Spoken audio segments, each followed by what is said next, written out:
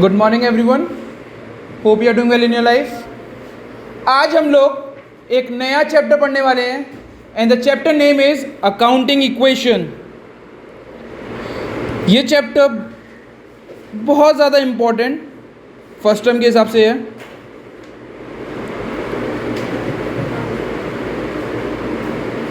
Let's start the chapter accounting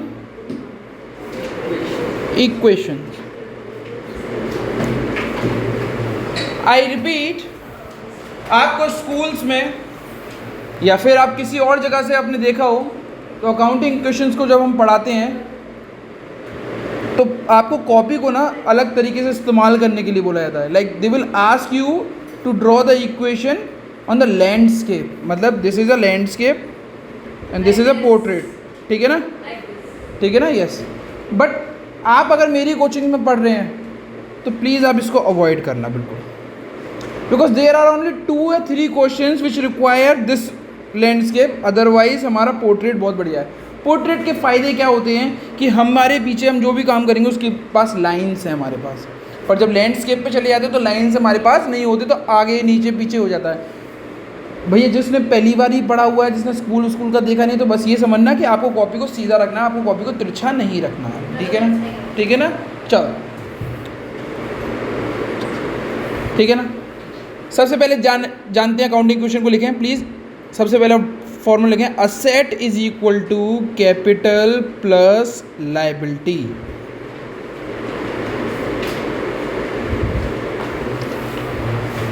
asset is equal to capital plus liability and I expect कि सब बच्चों के पास कॉपियाँ होंगी। आई एक्सपेक्ट कि सब बच्चों के पास कॉपियाँ होंगी। Asset is equal to capital plus liability.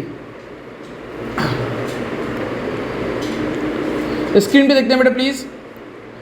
Asset for दो जिसको नहीं पता, वो ये चीज़ होती है जो हमारी होती हैं, हमने अपने पैसों से ख़रीदा होता है और इनका इस्तेमाल करने के बाद हम पैसा कमा पाते हैं। असेट क्या होती है?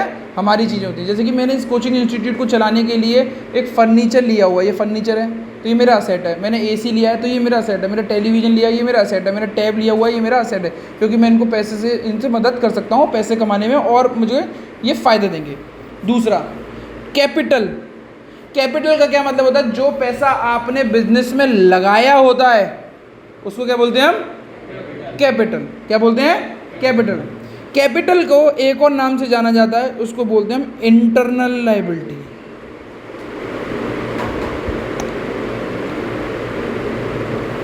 और जो आपने बाहर से कर्जा लिया होता है, लोगों से कर्जा लिया होता है बिजनेस को चलाने के लिए, उसको बोलते हैं लायबिलिटीज, और उस लायबिलिटीज का दूसरा नाम होता है एक्सटर्नल लायबिलिटीज। एक्सटर्नल लायबिलिटीज समझ में आ गया बेटा? ना इतना लिख लें प्लीज आप। Now if you look to the screen बेटा, तो अब हमें इसका फॉर्मेट सीखना है। क्या सीखना है? फॉर्मेट। अकाउंटिंग इक्वेशन का फॉर्मेट कैसा होता है प्लीज स्क्रीन पे देखें किस तरीके से बनेगा फॉर्मेट। मैं आपकी सीट्स पे भी आके इसको बताऊंगा, पहले मैं बना रहा हूँ फिर मैं आपको बताऊंगा। ठीक है, कुछ इस तरीके का फॉर्मेट बनता है बेटा। ये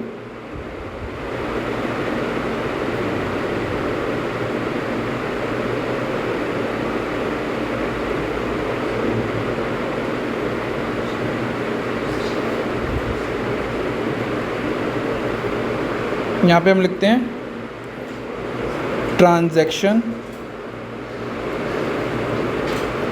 यहाँ पे लिखते हैं हम असेट्स, यहाँ पे लिखते हैं लायबिलिटी कैपिटल, और यहाँ पे लिखते हैं हम liabilities.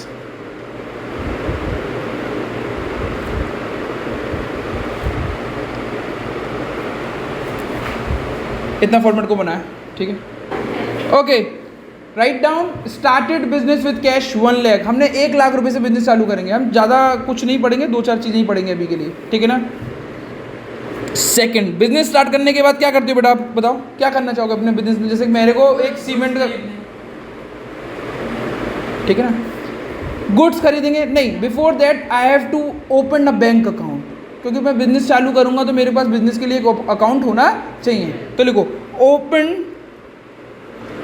A bank account with rupees, मतलब जब अकाउंट ओपन करोगे तो कुछ पैसे डालोगे नहीं डालोगे उसमें? कितने रुपए से? 20,000।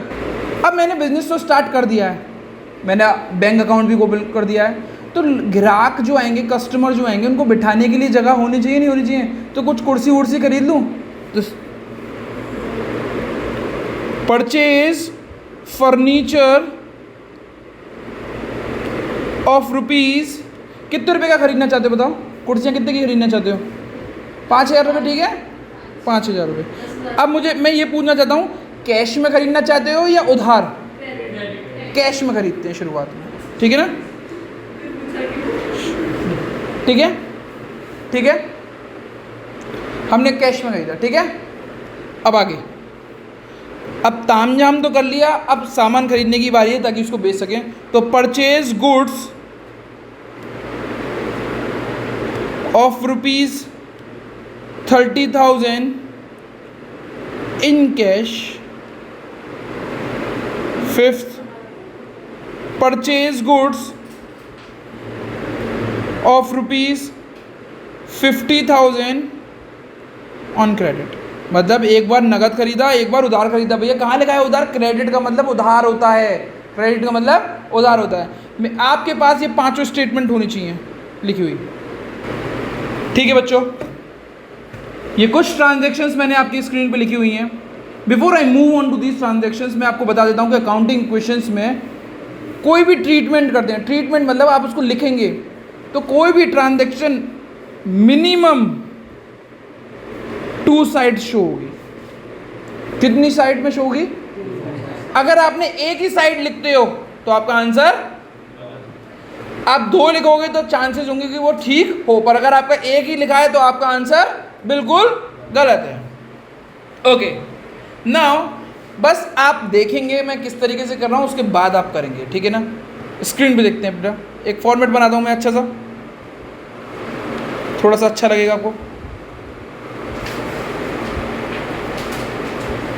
आई रिपीट, लैंडस्केप पे नहीं बनाएंगे आप सब, पोर्ट्रेट पे यूज़ करेंगे। जहाँ लैंडस्केप पे करना होगा मैं बता दूंगा, ठीक है।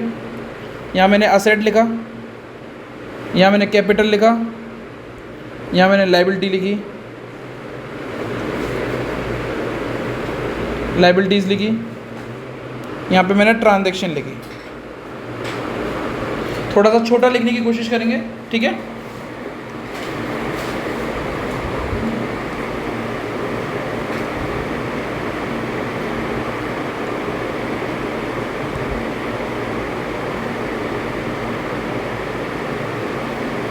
पहली ट्रांजैक्शंस प्लीज पढ़ें। स्टार्टेड बिजनेस विद, बस आपको देखना है, आप लिखेंगे कुछ भी नहीं। पहला, ठीक है, बिजनेस स्टार्टेड या स्टार्टेड बिजनेस, 2 लाइन में लिख सकते हैं, इससे ज़्यादा कुछ नहीं लिखना है इसमें। मैं बस आपसे कुछ चीज़ पूछ रहा हूँ, जो चीज़ आती है उसको प्लस करते हैं और जो चीज़ जाती है उसको माइनस करते हैं। जो चीज़ आई उसको प्लस, जो चीज़ गई उसको माइनस। इतना सा लॉजिक याद रखना है बस आपको, ठीक है। नाउ स्टार्टेड बिजनेस यानी मैंने बिजनेस स्टार्ट किया, वो भी किससे? कैश। तो मैंने अपने बिजनेस में क्या रखा? कैश। प्लीज आप समझिएगा, क्या रखा मैंने? कैश। चलिए बच्चों, अगर हम बिजनेस को स्टार्ट करते हैं तो हमारे पास कैश आता है, कैश आता है तो कैश बढ़ जाता है। और ये याद रखिएगा, कैश एक असेट होता है। क्या होता है? प्लीज स्क्रीन पे देखेंगे, मैंने लिखना चालू किया कैश। क्या लिखा मैंने? कैश। और कितने रुपए का कैश है बेटा? प्लीज मैंने यहाँ पे 1 लाख रुपए लिख दिए। कितने रुपए लिख दिए? अब मैं ये जानना चाहता हूँ, मेरे को स्टार्टिंग में ही मैंने आपको जब पढ़ाया तो मैंने कुछ बोला था कि मिनिमम कितनी जगह जानी चाहिए ट्रांजैक्शन। यहाँ पे कितनी साइड आई है? 1, तो क्वेश्चन गलत है ना अभी। अब ये कैश जो मैंने बिजनेस में लाया हूँ, ये इन्वेस्ट किया है ना मैंने, बिजनेस में इन्वेस्ट किया ना। और बिजनेस में कोई भी चीज़ इन्वेस्ट करते हैं तो उसको दूसरा नाम क्या बोलते हैं? क्या बोलते हैं? कैपिटल। तो यहाँ पे कैपिटल बढ़ गई कितने रुपए से? 1 लाख। तो यानी अगर असेट बढ़ता है, दोबारा से हम देखेंगे, अगर कोई असेट बढ़ता है, आई रिपीट वंस अगेन, अगर कोई असेट बढ़ता है और कुछ भी चीज नहीं बढ़ रही तो आपको क्या बढ़ाना पड़ेगा? कैपिटल। आई रिपीट, अगर कोई असेट बढ़ता है और आगे कुछ चल ही नहीं रहा, समझ में ही नहीं आ रहा, यहाँ पे कुछ समझ में नहीं आ रहा, कैश के अलावा 1 लाख यहाँ लिख दिया, कुछ समझ में ही नहीं आ रहा, क्या बढ़ाऊं क्या घटाऊं, तो आपको कैपिटल बढ़ानी होगी। क्या बढ़ानी होगी? दोबारा से सीख लेंगे। अगर कोई असेट कम होता है बेटा मेरा और मुझे पता ही नहीं लग पा रहा है कि आगे कुछ कम होगा या नहीं होगा, तो मुझे क्या कम करना चाहिए? कैपिटल। समझ में आया? Started business with cash, cash को बढ़ाओ और कैपिटल को। समझ में आ गया? Are you with me? Now second point बेटा, second point, open bank account, यही है ना? तो बेटा जानिए, ओपन अ बैंक अकाउंट, जब आप बैंक अकाउंट खोलते हो तो बैंक आपके लिए एक असेट होता है, याद रखिएगा। क्या होता है? बैंक असेट होता है। तो बैंक खोलेंगे, बैंक अकाउंट खोलेंगे, बैंक क्या लिखेंगे हम लोग? बैंक। समझ में आ गया? क्या लिखेंगे? बैंक। कितने रुपए से खोला बैंक अकाउंट? तो 20,000 रुपये आपके पास बढ़ जाएंगे, कम हो जाएंगे? नगद में कम हो जाएंगे, क्योंकि आपने ये पैसा निकाल के किस में रख दिया? ध्यान रखिएगा, जब कम होते हैं उसको माइनस बोलते हैं और अकाउंट्स में माइनस का साइन आपको ब्रैकेट से दिखेगा। किससे दिखेगा? और ये 20,000 मैंने किसको दे दिए? बैंक को। तो बैंक में कितने रुपए आ गए मेरे?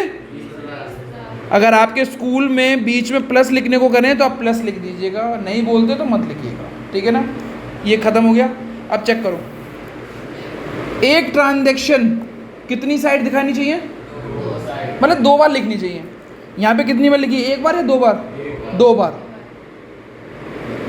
चेक करो ना, एक ये गई और एक 2 बार लिखनी चाहिए। 2 बार लिखी है ना? अब स्क्रीन में देखें तो मुझे अब किसी चीज़ की देखने की ज़रूरत नहीं है। तो मुझे एक चीज़ और पता लगी बेटा, अगर असेट बढ़ता है,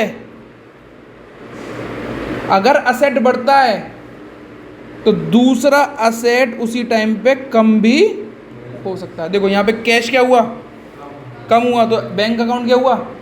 बढ़ गया। और दोनों क्या थे? असेट थे।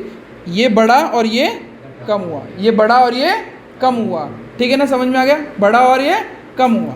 अब लास्ट समझने की कोशिश करिएगा। 2 इक्वेशन के बाद, 2 ट्रांजैक्शंस लिखने के बाद न्यू इक्वेशन लिखते हैं। क्या लिखते हैं हम लोग? और न्यू इक्वेशन के ऊपर जस्ट एक लाइन बनाते हैं, ऐसे करके एक लाइन बनाई। अब न्यू इक्वेशन का मतलब है आपके पास टोटलिंग कर लो। अब आपके पास कैश कितना था बेटा शुरुआत में? कितना चला गया? कितना बचा? तो मैंने कैश लिख दिया कितना? 80,000। प्लस बैंक शुरुआत में कितना था? 0। अब कितने का है? 0 और 20 कितने होते हैं? 20,000। तो 20,000। कैपिटल कितनी थी बेटा? और अभी कितने की रहेगी? 1 लाख। ठीक है। लायबिलिटी कुछ थी? नहीं थी तो कुछ नहीं लिखेंगे, नहीं थी तो कुछ नहीं। प्लीज़ आप इसको इतना बना लें। चलिए बच्चों, now if you look to the transaction 3, तो हमने क्या किया? Purchase furniture of ₹5,000 in cash. चलो अब इसको अटेम्प्ट करते हैं। ठीक है बच्चों, परचेज फर्नीचर, कितने रुपए का फर्नीचर खरीदा बेटा मैंने? 5,000। तो मेरे पास से 5,000 रुपये चले गए ना, 5,000 माइनस हो गए। माइनस को कैसे दिखाते हैं हम लोग? ब्रैकेट। और मेरे पास क्या आ गया? फर्नीचर। तो फर्नीचर की लाइन में देखो मेरे ये कर्सर ज़्यादा वो दिख रहा है आपको, तो यहाँ पे आप क्या लिख दोगे? 5,000 रुपये। बेटा दोबारा से सुनेंगे बेटा, पहली 2 इक्वेशन के बाद न्यू इक्वेशन, फिर हर ट्रांजैक्शन के बाद न्यू इक्वेशन। पहली 2 के बाद फिर, अब हर ट्रांजैक्शन के बाद न्यू इक्वेशन के क्या रूल थे बेटा? पहले एक ऊपर लाइन, लाइन के नीचे new equation, NE, new equation. बेटा बताना, 80,000 में से 5,000 गई तो कितने बचे? 75,000 प्लस 20,000 रुपये किसके बचे बेटा? ये आपके बैंक के, प्लस 5,000 किसके? ये आपके फर्नीचर। ठीक है ना? अब इधर आ जाओ, कैपिटल में कितने बेटा? 1 लाख। चेक करके देख सकते हैं, यहाँ पे भी 1 लाख आ रहा होगा और यहाँ पे भी 1 लाख है। प्लीज इसको उतार लो। चलो, परचेज गुड्स। अब राशि आपसे पूछते हैं, purchase goods of ₹30,000 in cash. इसको आप हिंदी में बता सकते हैं कि क्या हुआ बेटा? गुड्स खरीदा हमने कैश में, ठीक है ना? तो हमारे पास क्या आया बेटा? हमारे पास गुड्स खरीदा तो हमारे पास आया क्या, और हमारे पास से गया क्या? गुड्स आपके लिए असेट होते हैं। क्या होते हैं? और इसको हम स्टॉक के नाम से जानते हैं। किसके नाम से? तो चेक करें, फर्नीचर के आगे हमने क्या लिख दिया? स्टॉक। कितने रुपए के गुड्स खरीदे बेटा मैंने? 30,000 के ना। मेरे पास से चला क्या गया बेटा? कैश। तो फोर्थ परचेज गुड्स कितने रुपए के? 30,000 रुपये के। तो 30,000 मैंने माइनस कर दिया और मेरे पास क्या आ गए? गुड्स। गुड्स कहाँ पे लिखेंगे? देखो स्क्रीन पे देखो, ये गुड्स इसके नीचे बिल्कुल इधर 30,000।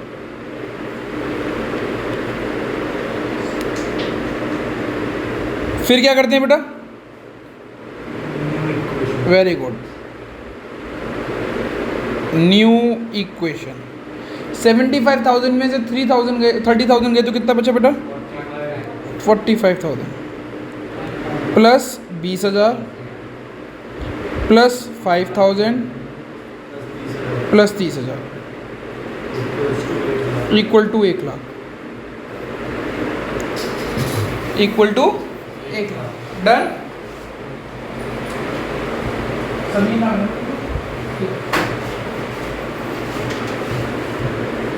चलिए बच्चों, 5th पॉइंट को पढ़ते हैं। समीर पढ़ के बताओ क्या लिखा हुआ है? Purchase goods of ₹50,000 on credit. On, इसका क्या मतलब है? कोई बताएगा? मतलब आप बताओगे? उधार खरीदे, ठीक है। जब हम उधार खरीदते तो हमारे पास सामान आ गया, आ गया। तो हम क्या, मेरे पास से पैसा गया? जब पैसा नहीं गया तो मैं पैसा चुकाऊंगा आगे या नहीं चुकाऊंगा? तो जो चीज़ हमने उधार ली होती है तो वो हमारे लिए क्रेडिट होता है। क्रेडिट उधार बोला जाता है। और परचेज के केस में, लिख लो बेटा प्लीज़ कहीं पे भी अपनी कॉपी में, परचेज के केस में अगर क्रेडिट होता है तो ब्रैकेट में लिख दो उधार। परचेज के केस में क्रेडिट अगर होता है तो उधार, तो लायबिलिटी साइड में क्रेडिटर आ जाते हैं। क्या आ जाते हैं? क्रेडिटर्स आ जाते हैं। क्या आ जाते हैं? क्रेडिट। ये एरो बना दो कि परचेज के केस में क्रेडिट होता है यानी उधार, तो लायबिलिटी साइड में क्या आ जाते हैं? क्रेडिटर। क्या आ जाते हैं? क्रेडिटर। अब सुनते हैं प्लीज़, लिख लिया परचेज क्रेडिट उधार लायबिलिटी क्रेडिटर। थोड़ा सा पेन का स्टाइलिश कुछ दिक्कत दे रहा है मेरे को, इसीलिए वो फैल रहा है बार बार। ठीक है, समझ में आया? समझ में आ गया बेटा? अब थोड़ा समझते हैं, स्क्रीन में देखते हैं बेटा please. 5th, purchase goods on credit.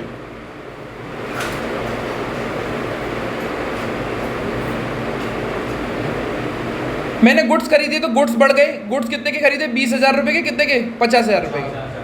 तो चौथे कॉलम में यानी इधर 50,000 रुपये बढ़ गए। पर इस बार मैंने उधार खरीदे तो उधार मतलब एक बोझ मतलब लायबिलिटी। उस लायबिलिटी का क्या नाम है बेटा? तो ब्रैकेट में लायबिलिटी के ऊपर गए हमने लिखेंगे क्रेडिटर, और जस्ट इसी के नीचे चेक करते हुए आते हुए हम लिख देंगे यहाँ पे, कहाँ पे?